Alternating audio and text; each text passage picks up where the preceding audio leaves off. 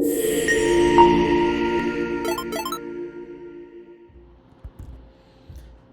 thank you so much for joining us to this talk called Securing Your App Classic Android versus Other Frameworks. This is a short talk. It will be only between 20 or 30 minutes, but the idea is to introduce you the topic and show you how the framework used to develop an application has an impact on security. Let me first introduce myself.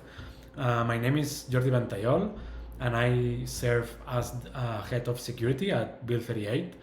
I am passionate about security and have several years of experience in mobile security, where I focus on testing different type of attacks, developing different software protections, and improving my skills in reverse engineering and cryptography.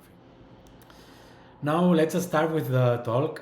As you probably know, there are a lot of frameworks to develop an Android application, and as the developers, you have to decide which one to use when you start a new project. And normally, I imagine that you base your decision on different factors such as the available documentation, the budget of the project, the size of the compiled product, and whether you can use the same code for both iOS or Android, among others. However, how often we consider security in that decision making process? Well, the answers in most of the cases is never. Companies or people don't think in security at the beginning of the projects, and this has a cost. In our experience, when we talk to developers and ask them why they use one framework or another, summarizing the answers are that companies choose Flutter because the performance of the application. This is because some code is compiled to native. Also, if the application has to work in iOS and Android, React Native is usually chosen. Some developers have sympathy and experience in web languages, so they opt for Ionic. Or we also found some cases of Xamarin, also looking for a gain in the size of the application size, because as you may know, C Shell allows you to use few instructions compared to other frameworks. But they never ever think of using one framework, thinking that it can provide more security than other. This is expected for most normal applications, but when the application has to handle sensitive data or perform critical operations, security matters. So let's start explaining easily how a classic Android application is compiled to understand later the security impact if we compile the same application using other frameworks like Flutter. The standard way to compile an Android application is using Kotlin or Java code, and when the app is compiled, this code is translated to bytecode, which is stored in one or more DEX files. We have also the option to develop the application using the NDK, the native code, and for this case we use C or C++. This code, when it's compiled, is translated to assembly code and stored to the shared object files called the native libraries. Finally, all these files, the DEX files and the native libraries, are zipped into a single file called the APK, and that is our Android application. Well, now we have to move from the developer perspective to the attacker perspective. The attacker that wants to compromise our application, the first thing it will do is to get this application file, the application, and apply reverse engineering on it. This is to identify the critical parts of our application the login, when cryptographic keys are generated, when we are making a sensitive payment, and so on. If we look at the image on the left, where the source code is, we can see that we have highlighted the text strings in a yellow box. One is a storage pin with value 38 4 times, and other one is crack me 0, the first parameter for the load library method. Well, the attacker, using a free reverse engineering tool to decompile the text files where the code of the application resides, they can observe the same information as the developer and get information about the code thanks to the meaning of these strings. This is obviously a very simple application used as an example, but without performing anything more than passive observation, the sensitive store pin data is easily available to the attacker. Here, we have not discovered anything new, that Android, when compiling normal applications, does not apply any protection to the plaintext strings in Java layer. But what we want to show you today is that depending on the framework, the architecture of the app changes. And this implies that examples like this of not having a string obfuscation in the compiled binary and have the strings exposed, some frameworks can make it more harder or at least not trivial. And in the end, every extra step that the attacker has to take and every layer of security added to the code, no matter how small, is more time to compromise the application, and gaining time in security means increased security. On the other hand, if our application has been compiled using native languages, we have the same problem. As you can see in the left image, showing the source code in the yellow box, we have the value of the string bar. And in the image on the right, we have what an attacker who would reverse our native code would see.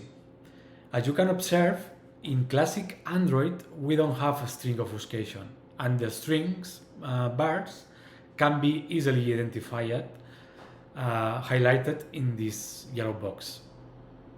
And that's not all. It's not difficult to understand the workflow of the code, analyzing the instructions of the basic blocks. Well, once seen the reverse engineering process for a classic Android application, just a quick overview to understand how we can figure it out. If the attacker wants to compromise the same application but that has been developed with other frameworks, the process will be more or less the same, but with some exceptions. And in this slide, you have an example. Imagine the case of React Native. With React Native, you can develop some code in JavaScript, so that means that the attacker maybe have to deal with the index Android bundle file inside this resource assets folder. Because likely the developer may have put code that could be interesting in JavaScript instead of JavaScript or C. In that case, the attacker just need to unminify the JavaScript code using free tools like unminify.com and start to apply reverse engineering on it. For Flutter, obviously we have also exceptions, and to understand these exceptions, we have to understand how Flutter apps are compiled. As you may know, in Flutter we have our projects folder where the developer can define a specific code per platform, and then uh, there is the dark code that works across all the platforms. It's like a common language to conquer them all. Um, for that code, we can create custom classes as usual. And for our POC analysis, we define the security team class with the get info build 38 method, as you can see at the bottom of the slide. And looking inside the code of this method, we can observe some hard-coded strings. Remember that before we presented a classic Android application with hard-coded strings also. This is because the functionality is not important. We want to know is the behavior of the hard-coded strings in the compiled application is different or is the same. Well, once we have ready the code, we can compile the application using the following command, flutter build APK. And once we have the APK generated, we can observe that our application has two native libraries. We have the libapp library that reading the documentation, the Flutter documentation, we can understand that has our code, the developer code, the ones created in main.dart and securityteam.dart classes, if you remember.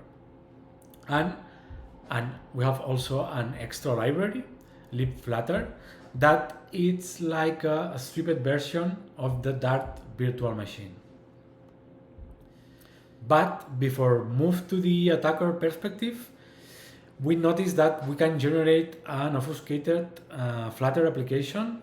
So let's do it, executing the last command, but adding the obfuscation flag. Now we have a basic Flutter application and the same application compiled with the obfuscation flag.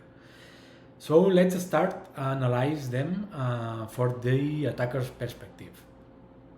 For the normal Flutter application, look, we try to make it easy and highlight the elements in the source code and in the reverse code. As you can observe, we can identify the strings easily with the yellow boxes and the names of the classes and methods with the green boxes. So at this point, seems that we don't have differences with the standard Android application in terms of protection. On the other side, if we try to apply reverse engineering in the Flutter application with the obfuscation flag, we have the first surprise. We can still identify the strings, but the names of the methods and the names of the classes were stripped. It's true that in terms of security, this is very basic and it's not enough, but it's something. At least it seems that we have method and class name obfuscation. Better than nothing. So let's try to go a little further. What happens with the workflow, the code workflow? Remember, with a classic Android application, was easy to apply reverse engineering to the code and follow the basic blocks. With Flutter application, we can analyze the RO data segment, and we can identify the names of the methods as strings. You can observe it in the green box. And remember that in this segment, we can find the read-only data as the hard-coded strings. Here we have no difference with a classic Android application. However, if we try to analyze the code to understand the workflow and the basic blocks, we can find a key-enough free obfuscation feature called virtualization, code virtualization. In a classic Android application, it just applies reverse engineering in the text segment, and look how the basic blocks and the instructions are connected. Obviously, we can do it thanks to the standard calling convention of the architecture that specify how the parameters have to be stored before make the function call, for instance. In Flutter, analyzing the text segment, we can observe that this segment is divided in some sectors. And to locate our Dart code, we have to move to the Dart isolate snapshot instructions part. Here is where we can find the developer code. What does it mean?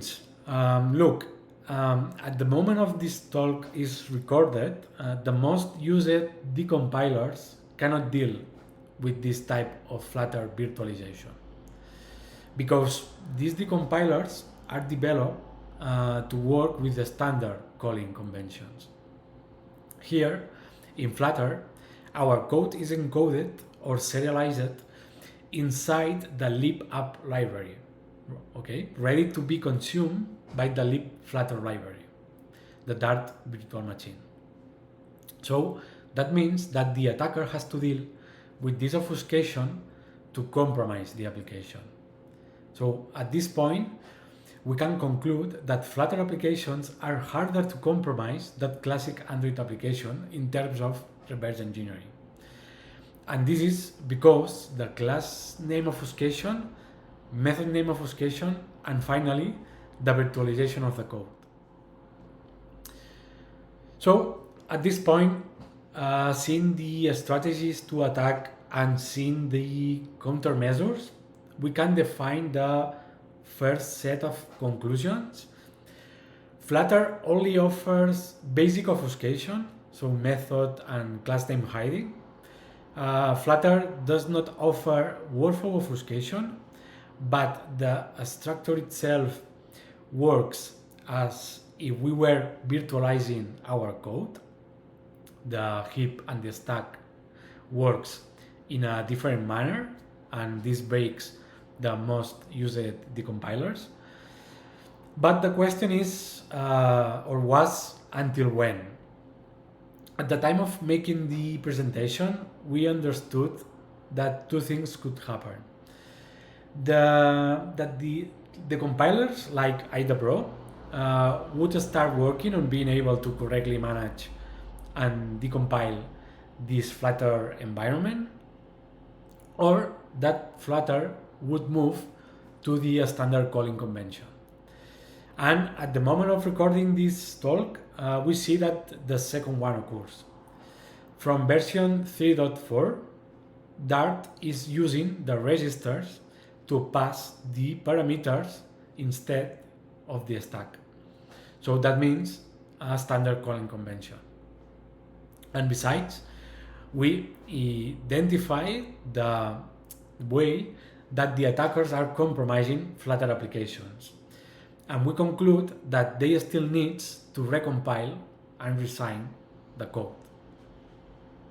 This is because the patched application with the fake Flutter virtual machine needs to be executed, and finally the runtime instrumentation is performed. Okay, so hooking attacks, debugging attacks, and this kind of attacks use it to compromise iOS and Android applications.